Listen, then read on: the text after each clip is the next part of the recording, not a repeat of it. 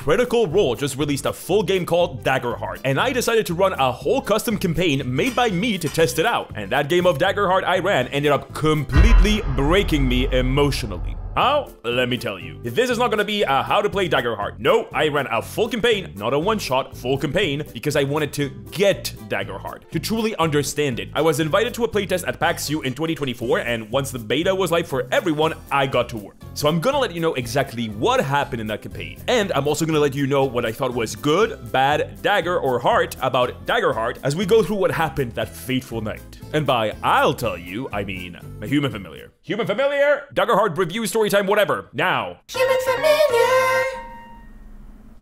Hola. Was I out of frame? Probably not. You wanna know how you can tell that this video wasn't sponsored by Critical Role? Well, because it was sponsored by someone else. But also, this is my copy of Daggerheart. They didn't send one to me. I'm a small fish in a big pond. Like and subscribe. So I printed it myself, and I bound it, and I let my nephew decorate it. He likes stickers. You can't buy this at the store. This is just 100% Antonio. Does your Daggerheart copy have kunais? I don't think it does. That's a bio. Also, I printed the cards myself, and they were not cheap. I printed them myself, and you can really tell. Look at this wide border. Like I said, small fish. All this, by the not the stickers. All this prep took ages, by the way. I really wanted to get it if I was gonna make content, because look at this. Look at all of this. Who does this? Like and subscribe. I could have just gone with, is Daggerheart gonna kill D&D with a gun? D&D killer in the title and be done with it, but no. I had to have integrity. I hate having morals. Hold on, I need that. All right, enough, let's get this bread. As I said, we're focusing on the GMing side of things, but my friend Ginny D made a video all about making a Daggerheart character, if you're curious about that. So yeah, check that out if you're curious. It's in the description below. Yeah, and we need to tell them about the thing. Oh, you're the human guy, not the hat. Is your dad home? Never mind, I'll wait. Anyway, to start my Daggerheart campaign, I made my own campaign frame. What is that? Well, you know when your DM is pitching you on the setting that you're about to play and they go like, in a world where people fight for water like they fight for gold, our heroes have to trek across the desert to find the promised land. I don't know why my example is Mad Max Fury Road. Anyway, it's this thing of like making super unique worlds that end up not affecting the game at all. I mean, plot-wise they do, but mechanically, nope, nothing. Daggerheart campaign frames are Daggerheart's answer to that, and listen up, this thing right here, this is what contributed the most to breaking me completely by running this game. Campaign frames in Daggerheart are your setting, sure, but they're also the unique mechanics that make your setting unique. Like, let's take that Mad Max Fury Road example I just did. If your campaign frame is a desert, maybe you have unique mechanics to handle thirst or heat. If you're running a campaign frame about zombies, you probably have rules as to how to turn into a zombie, or rather how to avoid that. There are tons of campaign frames at the end of the book, and I made my own. As I said, it's my fault. Like, it keeps being my fault. I took notes and everything. Look, it's written, annotated. I have to stop doing all of this to myself. I don't even know if it's worth it. Like and subscribe. Like and subscribe again to make it worth it. Do it twice. So, what was my campaign frame? My campaign frame is being Catholic, the game.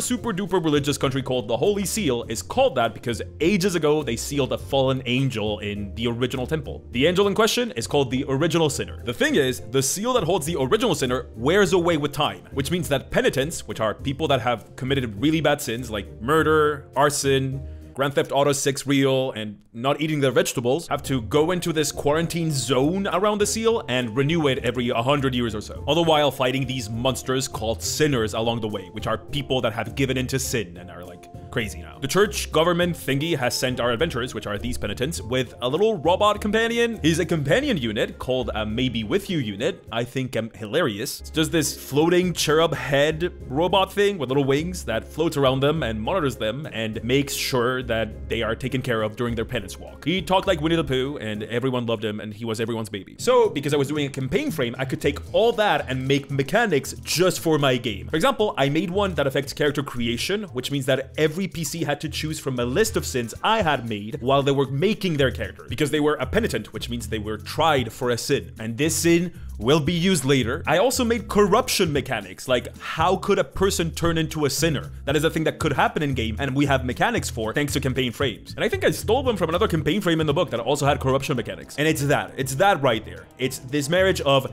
narrative and mechanics that reinforce that narrative that will completely obliterate me later. When I first heard about Daggerheart and what they wanted it to be, I was terrified that it was going to be one of those TTRPGs I call play pretend TTRPGs, which to me means one that is so rules light that there's no rules and it's basically playing pretend. And I'm not gonna name any names because I like my comments nice. And Daggerheart is not that, not even a little bit. It's storytelling first, but it has plenty of mechanics to reinforce the storytelling, which I love. So campaign frames and all that are good if you want the mechanics and the narrative to kind of interact with each other and enhance each other. But in order for you to use your world building to do that, you kind of have to, you know, world build. I created the corruption mechanics to turn people into sinners and the sins at character creation directly after doing all my world building. And if you're gonna go hard like I did or have any mechanics tied to the world building in Daggerheart, D&D, Pathfinder, anything, you're gonna need World Anvil. That's right, Daggerheart is as much of a perfect candidate for World Anvil as D&D is, or your own novel is, or literally any game where you wanna make your own setting. Imagine having a wiki, like a fan wiki of your world. Well, that's what you can do in World Anvil. Easy to reference, easy to keep track of, easy to write wiki articles for all the details of your world. Am I the only crazy person that thinks that having their own wiki sounds like a dream? Yeah,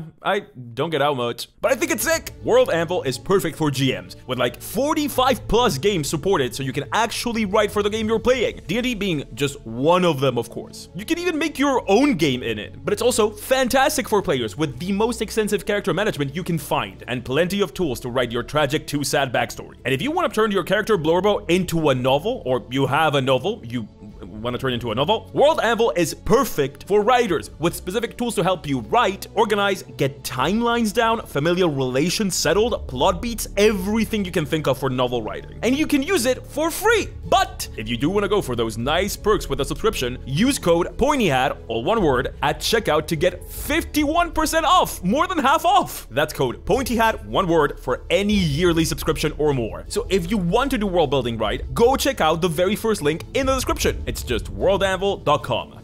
And now that I've told you how important campaign frames and world building is for Daggerheart, let's continue our story. Okay, so we have our setting, we have our players, the penitents that are gonna go into Catholic no man's land to face definitely not Satan. We got it. But all of this is a bunch of kumbaya stuff. Where are the manly TTRPG things that actually matter? Like combat, or wearing too much chocolate-scented deodorant because an ad told you to do so. Well, regrettably, there are no Axe body spray rules in Daggerheart, worst game of all time, but there is combat, and I do have some takes on it. Throughout the whole campaign, the players fought sinners. The players, alongside their emotional support Winnie the Pooh robot, were going into this no man's land, and the closer they got to the seal, the more sinners they would encounter. And as I said, sinners are like twisted people that have given into their sins and turned into monsters because of the original sinner's influence. I used the trek to the temple as tutorial for Daggerheart, and the temple itself for big boy stuff. My players were learning the system, and character creation and early stuff went really well. My players had no problem with making a blower bow. They never do. Classes are sometimes exactly like D&D and sometimes completely different. There are no clerics.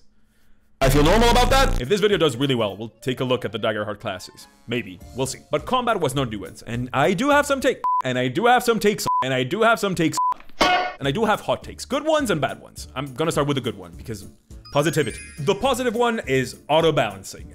This is genius. Daggerheart makes it so that what an enemy can do or how much an enemy can do depends directly on how much the players can do. So imagine, I, the player, make one action, right? Now the enemy can make one action. My friend, the other player, makes another action. Now the enemy can make two actions. It depends on what we do. And it just so happens that one of my players was missing for like 2 sessions for real life responsibilities and being an adult. I was terrified of this. I really thought that this would mess with encounter balance a whole lot in a system I didn't have like as much experience with.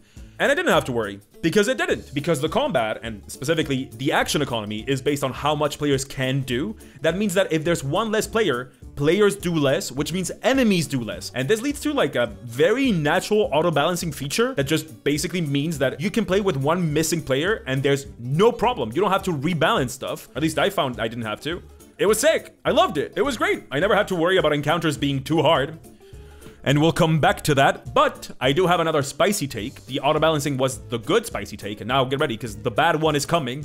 It's now the armor mechanics. Oh, Jesus Christ.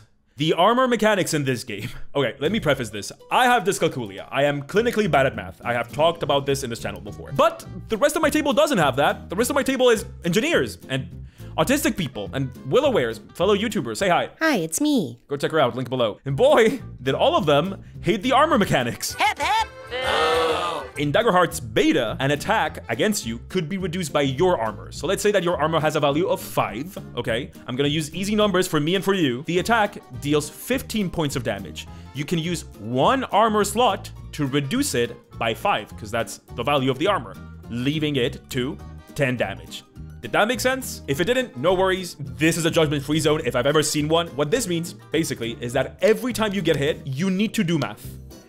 A lot. But the example I gave sounds easy, right? It's 5 and 10s and 15s. Yes, it's because I wrote it easy for me to say. Sometimes the game is not that easy. It's not about the math itself being really hard. It's about how many times it happens. It happens every time you get hit. And then you have to choose stuff. Like, do I have to use 2 armor slots to get me to a lower threshold of HP? You don't need to understand that. You just need to understand that it led to a lot of slowing down of fights and a lot of math. A whole lot of math. I'm gonna be honest and say that my players really didn't like it. And once again, these are not people that are scared of math.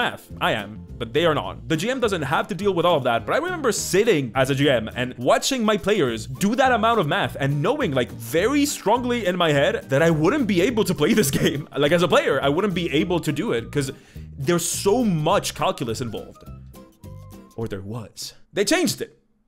They fixed it. Your character also has the ability to negate some or all incoming damage by marking an available armor slot, reducing the severity of the damage by 1 threshold. You know, it's really hard for YouTubers if you go ahead and you fix the thing that they didn't like, so they have nothing to cry about. It's very rude and inconsiderate. What am I supposed to do? Just be positive? On the internet? Once again, not sponsored. Okay, so after fighting a bunch of sinners, they got to the first temple to seal away the original sinner. I said that campaign frames would lay the first brick in what will come to be the reason why this was one of the most emotional TTRPG experiences in my life. And this one right now, to me, is the second big brick. If Mr. Critical and Mr. Roll, the indie couple that owns Critical Role, came to me and asked me, how would you describe Daggerheart? I might say it's a drama-first TTRPG. That sounds kind of bad, but it isn't. The game is divided in scenes, to the point where some abilities are set to refresh at the end of a scene instead of like at the end of a short rest. I remember I had a hard time understanding this. Like, what is a scene? When does a scene end? Is it until the next rest? Is it until the end of combat? It was very nebulous to me until I thought about it like a movie or a TV show. This is theater kid design if I've ever seen one. Complimentary. It leads to you as a GM and to the players to start thinking it as like if you were making a show. And some scenes just don't make sense to play out. Just like in a show, you don't show characters waking up, making breakfast, going to the bathroom, and cooking every single day. It's not an interesting scene because a scene is where something big happens or where characters talk and the relationship develops. This ends up giving Daggerheart this cinematic feel to it that I really loved by the end of it. And if all this sounds very kumbaya and not enough Axe chocolate scented body spray for you, I can assure you, my scenes were very intense. How the game was structured is that once they got to the first temple, each floor of the temple was one of the sins, and one of the party members would be tried by a capital sinner, the biggest sinner that embodies that sin, and they would be put through torture. This whole thing led to scenes like a scene where an amalgamation of every single fear of the player that sinned of cowardice chasing the party through the empty streets of a city, or a capital sinner putting the players in a sort of jury trial where they had to do a mix of lying and telling the truth to convince the jury. It was really intense, and I really like the division in scenes for the different sins. It's really hard to be Hispanic and to be saying the word scenes and sin so close to each other. But that does lead me to Daggerheart encounters of a different kind, the combat kind, and I still have things to say about that. Daggerheart encounters are interesting for different reasons. On the one hand, they are great because they put a lot of effort in making all the non-combat encounters really solid mechanically. Like in this game, roleplay encounters have mechanics to really make them feel high stakes. You know, with exploration mechanics, chase scenes are probably the best chase scenes I've ever ran in any TTRPG, and it's here in Daggerheart. Like the jury thing I just described, I ran that as a roleplay encounter and it had solid mechanics. They used the timers mechanic that is all over the book and it's probably my favorite Daggerheart mechanic along with campaign frames. They're similar to Blades in the Dark, but imagine if like you put that on steroids and it went really fast, Sonic the Hedgehog style. But oh boy, a negative is coming. Oh boy, it's almost here. It's ready. Choo-choo. Oh, there it is. It's coming. Whoop. Don't put that in.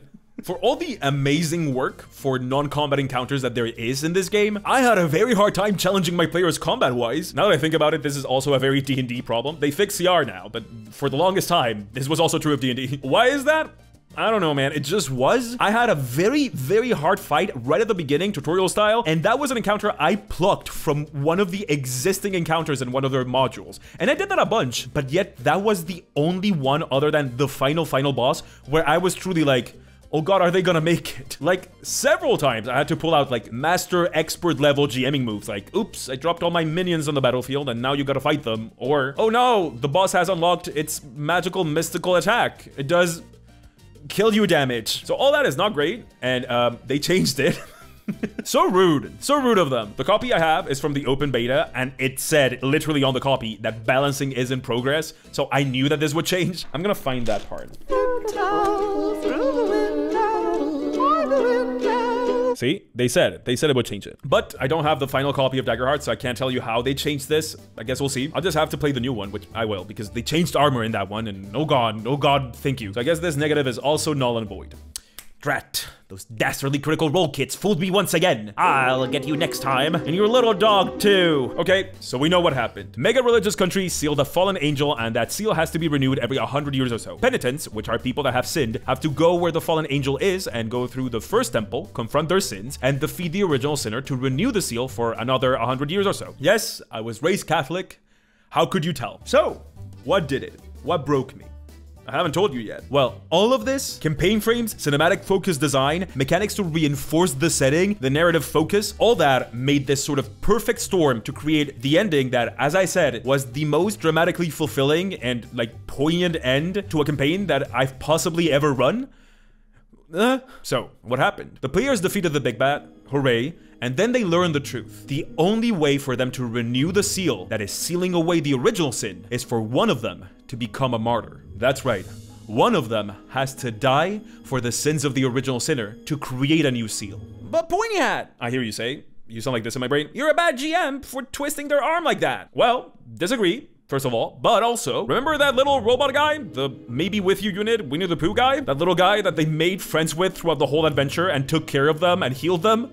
That guy? The church sends them along with penitents as a failsafe. If none of the penitents want to achieve martyrdom, the Maybe With You unit will sacrifice itself to create a short seal. The Maybe With You unit is pure. It's not a penitent because it doesn't have time to sin. It was born yesterday. But its sacrifice can create a temporary seal that will hold the original sinner long enough for another batch of penitents to go through all that trouble, and hopefully one of them will become a martyr, and so on and so forth. So if they decide to not become a martyr, which is completely okay by the church, that means that the Maybe With You unit will have to sacrifice itself. Now, like any control freak, I mean, good GM, I had planned for 1,000 possible options. One of them was playing a nun that was very repentant, so I was pretty sure that that one will become a martyr. But also I had a plan for like, what if none of them would? Would that be a good ending? I had literally written down speeches that I could say if none of them chose to sacrifice themselves to make it like a cathartic ending still. I really planned. I had planned for them to go against the church. I had planned for them to talk to the original sinner. I had planned for everything, or so I thought. Like every good TTRPG story, my players did something that I wasn't expecting. They started arguing not about who should do it, but who shouldn't do it. And then they all came to the same conclusion. I'm getting chills talking about it. They decided that all of them would become martyrs. They would all die to renew the seal longer than ever before and to stand together as guardians of the original sinner. They would not be conscious doing this, it was just their souls, but they would give up their lives to do this together. And so many of them had been mistreated by the country of the Holy Seal, and some of them weren't, but they had such different life experiences and plans for the future. And they gave it up. Now, this might not hit for some of you. I need you to understand that my gaming group, my home game, is not like, whoops, my character died, can't wait to try the new subclass. No. These people take their blowbows very seriously. These people make fan art. These people write letters to other players in character. One player writes notes, like the campaign notes, in character. They make journals. These are like committed to their characters. They had talked about using these characters for future Daggerheart games. Like last session, they talked about that. And they gave all that up right there to save their little robot friend and like millions of other people in the Holy Seal. And it was awesome. When I tell you there were tears, and I do not cry easy. I'm not being macho. I'm not a crier. There were tears. And to me, I really felt like that was the heart of Daggerheart. I don't know where the dagger is. I haven't found that one yet. Probably the old armor mechanics. A dagger through my heart.